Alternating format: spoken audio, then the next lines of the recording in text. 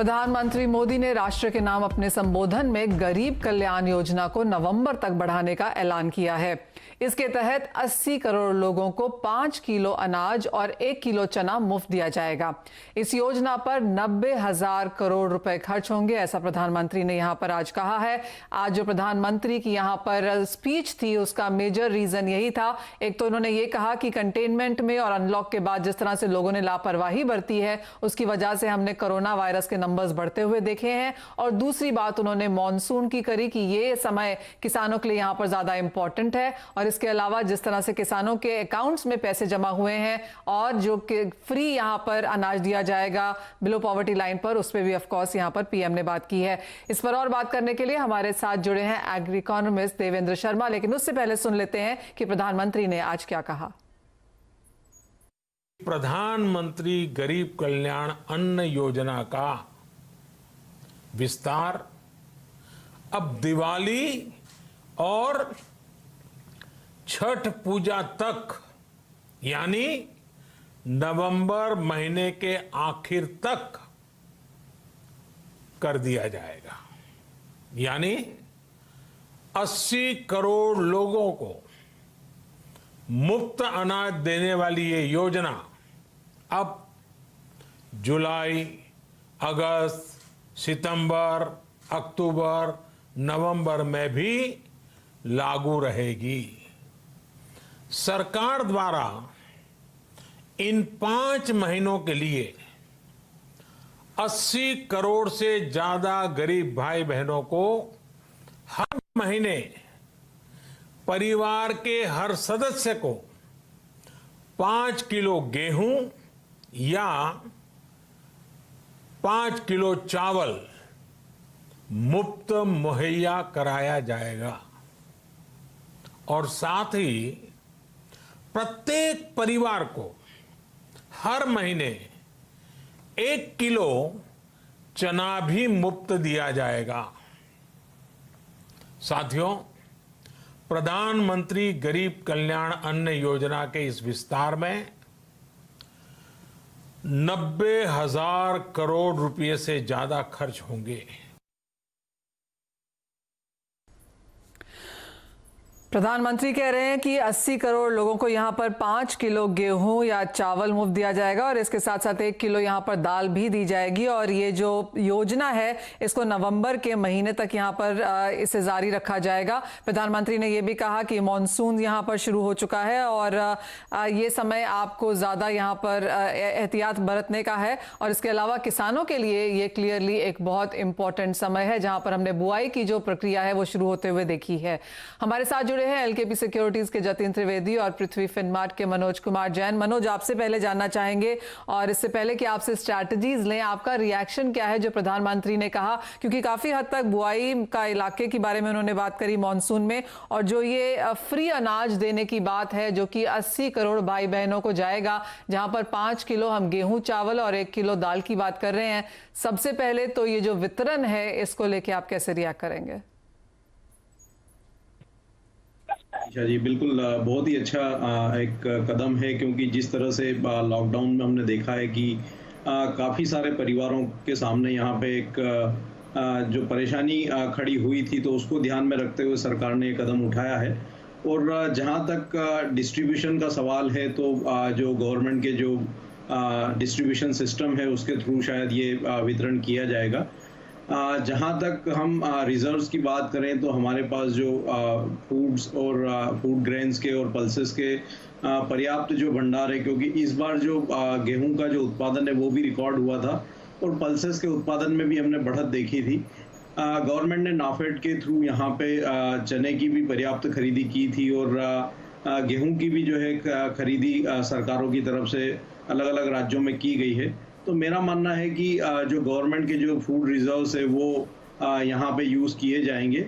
और जहाँ तक इतनी बड़ी मात्रा में ग्रेन्स और पल्सेस के वितरण की बात है, तो मेरा मानना है कि इससे कोई महंगाई पे ज़्यादा जो है असर पड़ता हुआ नहीं दिखेगा, लुकिंग टू द जो हमारा जो पर्याप्त जो फूड रिजर्व्स है उसको देखते हुए।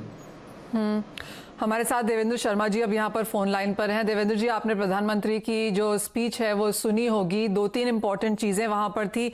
एक तो ये कि जो 80 करोड़ लोगों को 5 किलो गेहूं और चावल मुफ्त है, वो यहाँ पर अब दिवाली नवंबर तक इसको एक्सटेंड कर दिया गया है और 1 किलो यहाँ पर दाल भी इन सबको दी जाएगी। जैसे मनोज भी कह रहे थे कि फूड सिक्योरिटी को लेकर कोई चिंता नहीं है, रिजर्व सरकार के पास अच्छे खासे हैं। हम एक और सीजन शायद यहाँ पर रिकॉर्ड फूड ग्रेन्स का फिर से देखेंगे।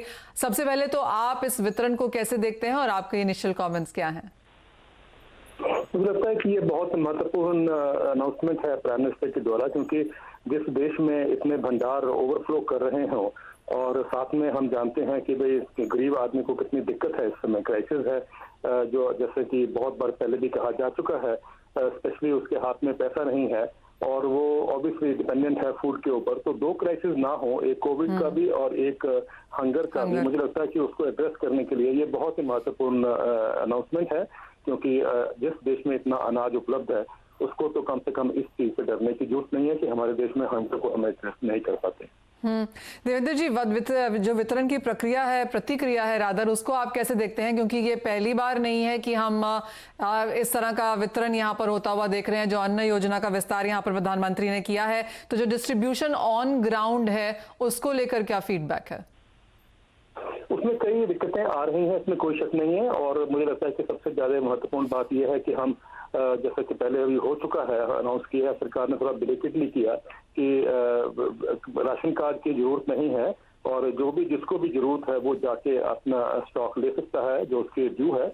ये एक इम्पोर्टेंट चीज है। लेकिन बहुत सी जगह से रिपोर्ट्स अभी भी आ रही हैं कि लोगों को जो उनका जितना ड्यू है, उनका जो राशन मिलना चाहिए वो नहीं मिल पा रहा है। एक तो वो है और एक समस्या दूसरी है कि भाई जो मोबाइल हैं लोग, यानी मतलब जो माइग्रेंट हैं, जो भी रास्ते में हैं या देश के प्रदेश के बाहर हैं, तो उनको भी दिक्कत आ रही है। मैं देख रहा हूं कि इवन पंजाब जैसे भी प्रदेश में बहुत से लोगों को जो कि माइग्रेंट है, जिनके पास राशन कार्ड किसी और स्टेट का है, अभी तक वो सिस्टम जो है इतना ठीक नहीं हो पाया कि सबको वो उपलब्ध हो जाए। देवेंद्र जी, एक और चीज, क्योंकि मॉनसून का समय है, बुआई का समय है यहाँ पर, और प्रधानमंत्री ने एक और जो चीज कही वो ये कि गांव में जो श्रमिक हैं उनको रोजगार के लिए भी यहाँ पर बहुत जल्दी अभियान शुरू किया जाएगा। ये बात हमने पहले भी यहाँ पर की है, क्योंकि जब पिछली जो फसल थी, जब उसकी कटाई का काम, उसका डिस्ट्रीब्यूशन का काम चल रहा था, उस टाइम पर भी माइग्रेंट इशू था, लेबर नहीं मिल रहा था।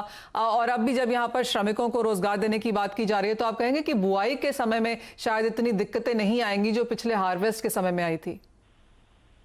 देखिए, बुआई के समय में दिक्कतें आई हैं तो पंजाब हरियाणा, जहां पर कि आप जानते हैं पहली ट्रांसप्लांटेशन में दिक्कत बहुत हुई है, क्योंकि पंजाब में अकेले में ही हम माने तो 10 लाख मजदूरों की कमी थी।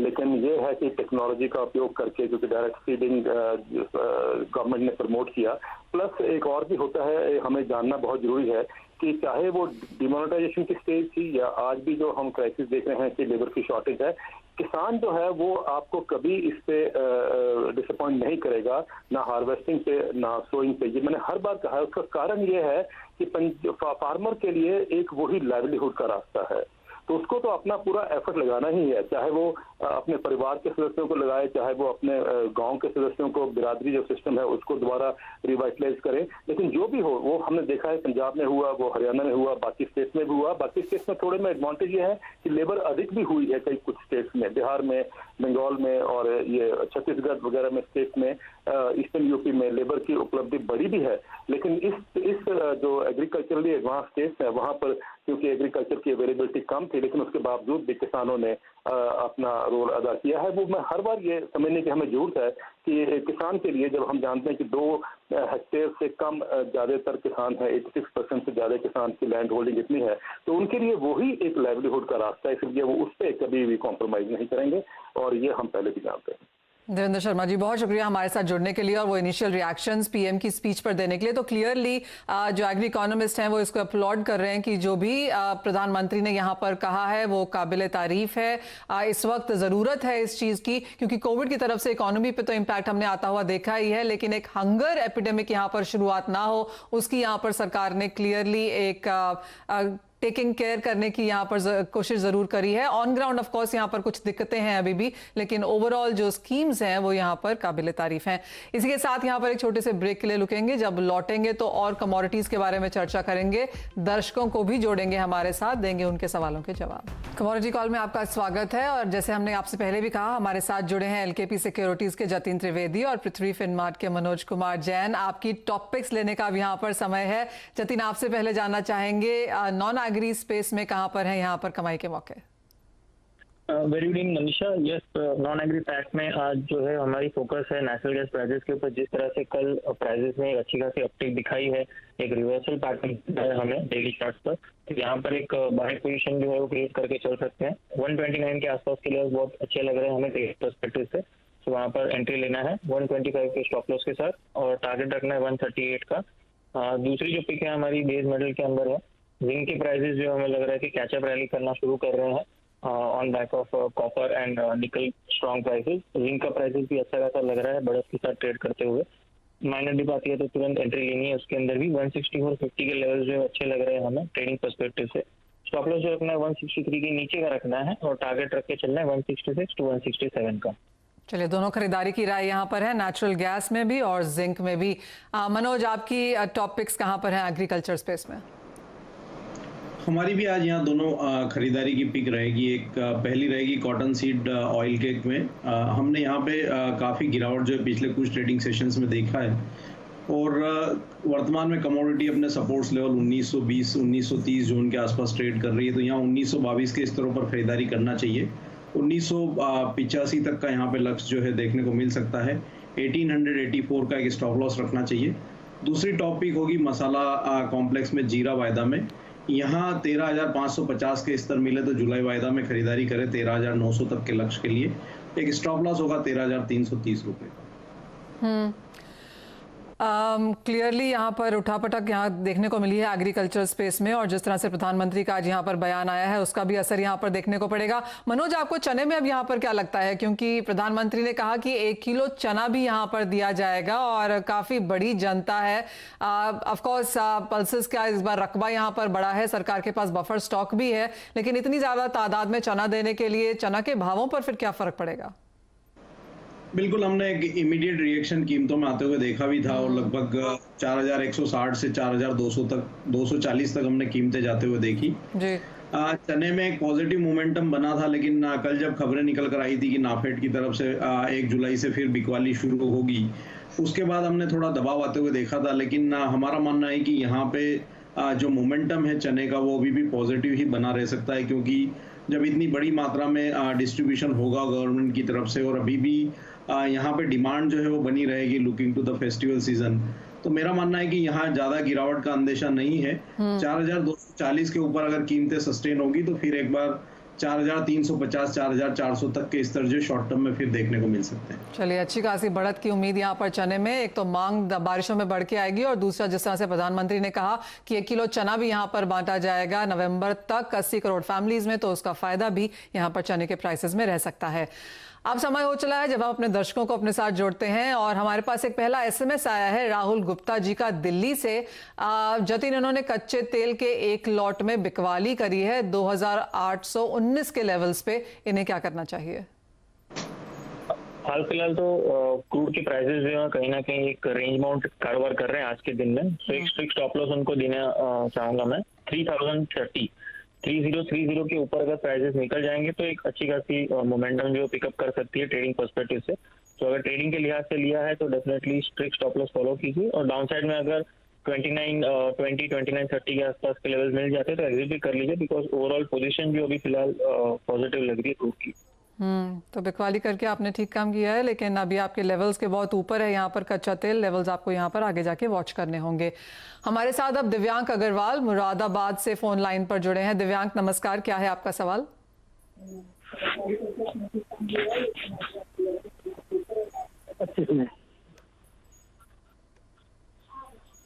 हेलो जी दिव्यांक, मैंने 500 केजी का खरीदा हुआ है 1,025 रुपए प्रति केजी के रेट से।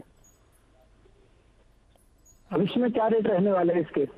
जी मनोज, दिव्यांक ने यहाँ पर मेंथा खरीदा है और अच्छी क्वांटिटी में लिया हुआ है, 1025 के लेवल्स पे लिया हुआ है। यूजुअली हम देखते हैं कि जब बारिशों का मौसम आता है तो मेंथा की मांग भी निकल के आती है। अब आगे जाके किस तरह के क्यूज दिखते हैं यहाँ पे? यहाँ पे मांग में हमने गिरावट आते हुए देखी है, क्योंकि मोस्टली जो यूज है मेंथा ऑयल का वो पान मसाला में ज़्यादा होता है। और जो हमने कोरोना के समय में जो लॉकडाउन की प्रक्रिया है उसमें लगभग ऐसी सारी चीज़ों पे बैन लगते हुए देखा है।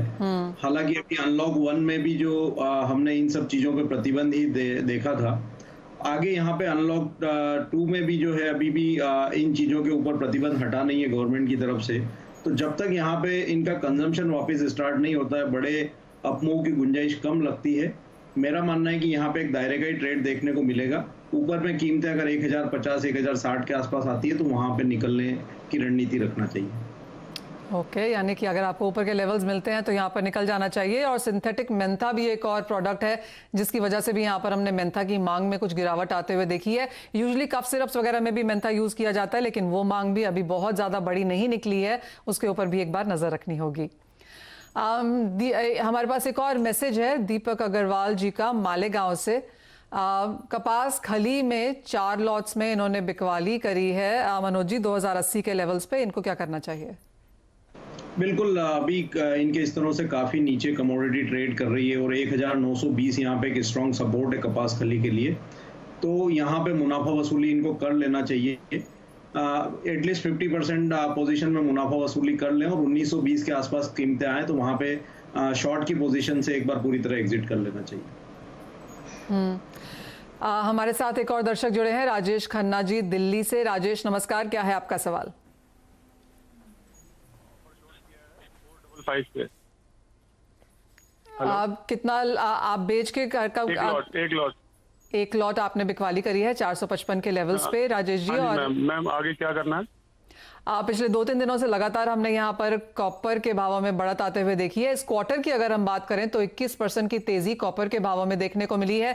लेकिन जतिन, काफी लोगों को ये अब शायद लगने लगा है कि सारे फंडामेंटल्स इन द प्राइस हैं, यहाँ से शायद बहुत बढ़त नहीं देखने को मिलेगी। लेकिन जिस तरह की सप्लाई कंसर्न्स हैं, जिस तरह की डेटा हमने अच्छे आते हुए देखे हैं एशिया यूरोप वगैरह से, तो आपको लगता है कॉपर में उसका और फायदा अब यहाँ पर आएगा? मनीषा, जिस तरह से भी ट्रेड प्राइजेस जो ले रहे हैं, प्राइसिंग तो कर चुका है, अच्छी खासी बढ़त तो दिखा ही चुका है। पिछले जो पैनिक सिचुएशन आई थी मार्च महीने के बाद, वो तो एक बहुत अच्छी बाइंग ट्रिगर बन गई थी कॉपर के प्राइजेस के लिए। सो यहाँ पर अभी भी जो ट्रेंड है वो पॉजिटिव लग रहा है। रिवर्सल जो है वो कहीं ना कहीं 450 के नीचे ही बनेगा। अगर 450 के नीचे प्राइजेस पे चल जाएंगे उसके बाद ही जो है वो रिवर्सल फॉर्म होगा कॉपर प्राइजेस के अंदर।